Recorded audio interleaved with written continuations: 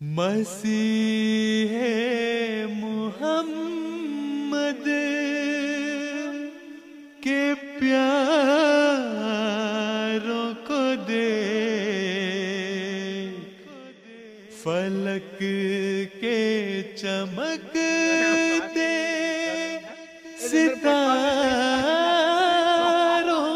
को देख, ज़मीं को भी देख, आसमां को भी देख, वफा से हुए पुर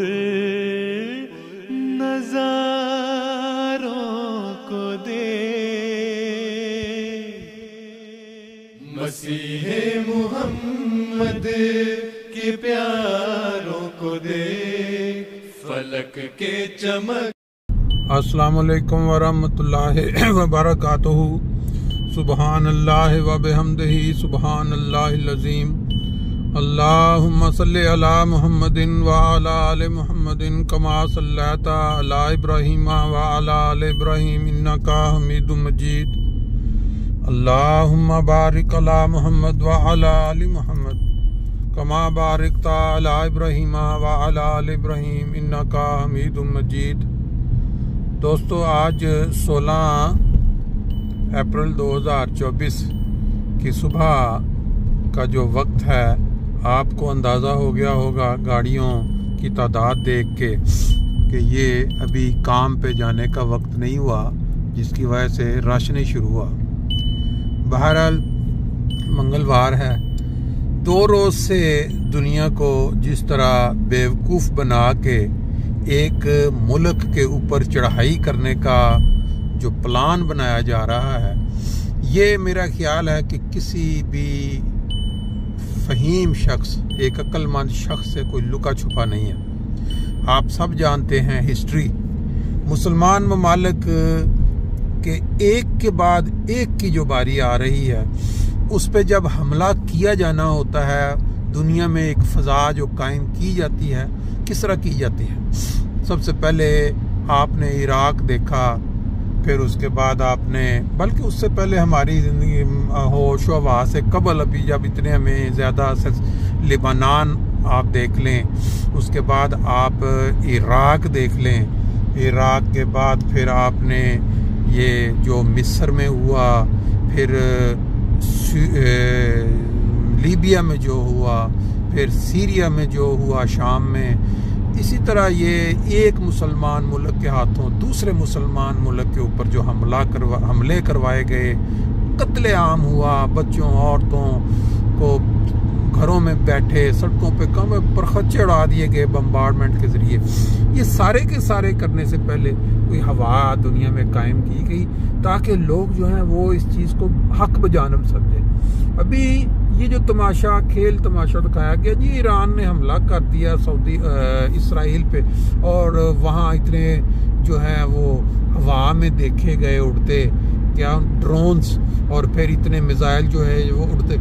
लेकिन अभी तक मेरी नज़र से कोई एक खबर ऐसी नहीं गुजरी कि जिसमें ये पता लगा हो कि इसराइल के अंदर इतनी जगहों पे बम गिरे हैं और रॉकेट गिरे हैं और इतने लोग जो हैं वो मारे गए हैं और ये वो। हालांकि फ़लस्तीन पे जब इन्होंने करना था तो उससे पहले इन्होंने एक बहुत बड़ा ये दुनिया को दिखाया था कि ये जीत और हुआ भी होगा कुछ किसी हद तक। लेकिन उन्होंने जो अभी तक 50,000 के करीब जो बच्चे, औरतें, बूढ़े, जवान, जिस तरह उन्होंने मूली गाजर की तरह कह देते हैं, या वो बम के ज़रिए जो परखच्चे उड़ाए हैं, अभी दुनिया खामोश बैठी तमाशा देख रही है। बल्कि तमाशा क्या देख रही है, बहुत सारे मुल्क ऐसे जिनके पास ताकत भी है, सब कुछ है, उनके गले को उन्होंने इस तरह दबा के रख दिया हुआ है कि उनकी आवाज़ भी निकल रही है और उसके साथ हमदर्दी में, और बल्कि वो उसका साथ दे रहे हैं, असला भी भेज रहे हैं, और ये यूं उनके साथ ज़्यादती हुई थी।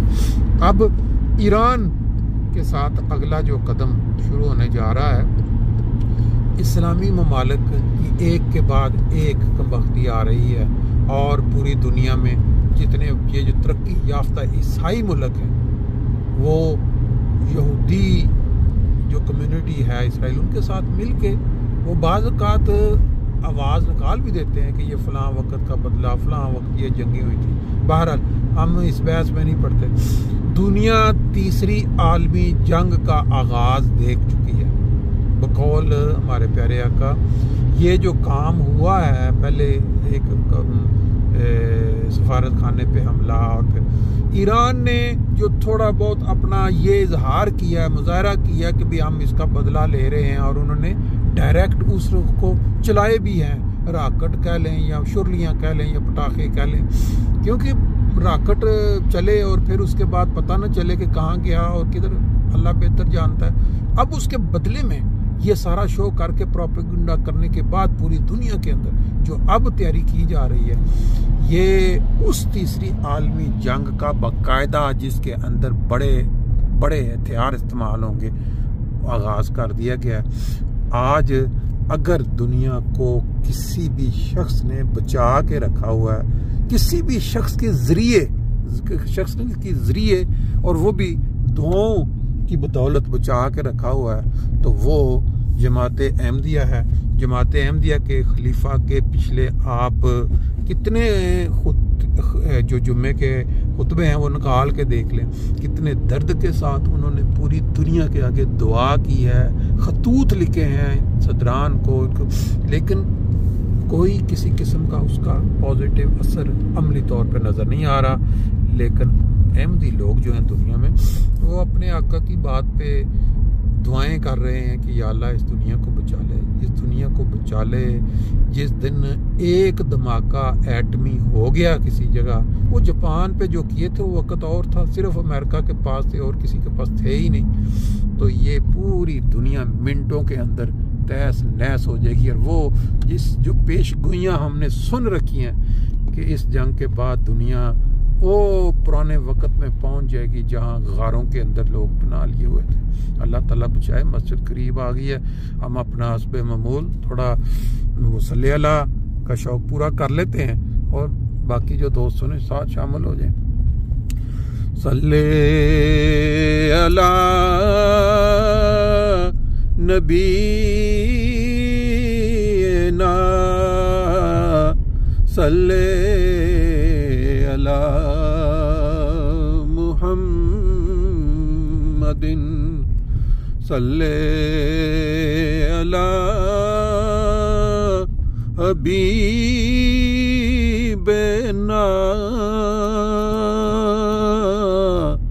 सल्ले अला मुहम्मदिन।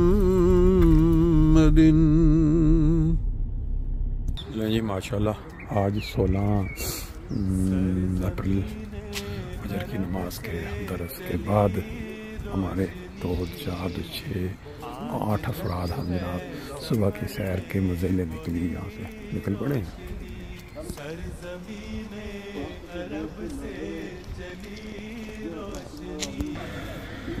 जी सुबह के जो नज़ारे होते हैं, इसमें से ये जो सर्कल राउंड अबाउट है फ्रैंकफर्ट का, बिल्कुल निकलते हुए यहाँ से खेतों से पहले ये यहाँ भी थोड़ी देर तक जब हम वापस आएंगे तो गाड़ियों की लाइनें लगे देख सकते हैं। अभी आगाज़ बल्कि हो चुका है आहिस्ता आहिस्ता।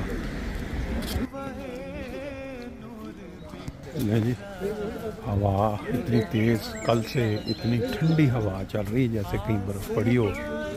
और सुबह हस्बे मामूल मुख्तलिफ़ परिंदों की जो मुख्तलिफ़ आवाज़ें हैं, इसको हम कह सकते हैं कि ये हमदिया गीत हैं, ये अल्लाह ताला की जो दी हुई ज़िंदगी है उसके शुक्राने को। आसमान पे अगर देखें बादलों की जो स्पीड है वो बता रही है ये तेज़ हवाएं जो हैं ये किसी ठंडे मुल्क की तरफ से यहाँ पहुँची हैं। अच्छा खासा मौसम चलता चलता बड़ा ही सर्द हो गया है। ये हैं वो नज़ारे जो आँखों में दाखिल होते हैं, इंसान को अंदाज़ा होता है कि अल्लाह ताला की जो कुदरत है। जैसे ही दिन की रोशनी निकलती है तो देखने में बाकी फिर आगे आप साथ साथ चलते चले जाइए। जी ये देखें आहिस्ता आहिस्ता दिन की रोशनी ने हर चीज़ जो है क्लियर चमका दी है। ये हमारा वो पुराना सेक्टर आ गया और इस साइड में जो खेत है वो भी बिल्कुल क्लियर कर।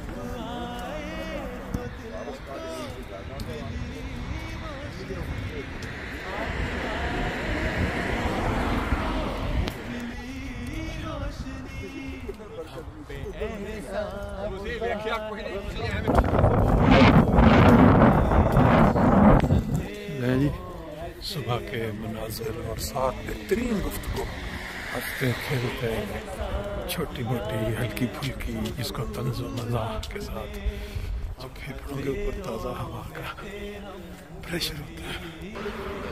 यह देखिए साथ नर्सरी का भी सिस्टम चल रहा है।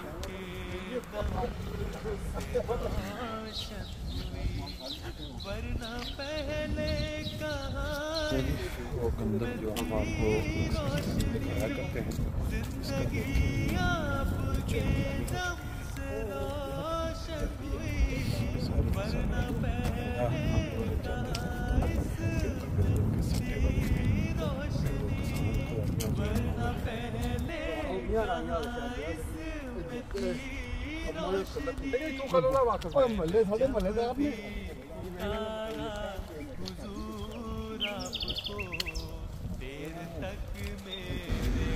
लो जी, सैर कंप्लीट हो गई। ये था हमारा आज का रूहानी सफ़र और फिर जिस्मानी सफ़र। रूहानी ग़ज़ा और फिर उसके बाद जिस्मानी ग़ज़ा। इंशाल्लाह फिर आइंदा नेक्स्ट टाइम।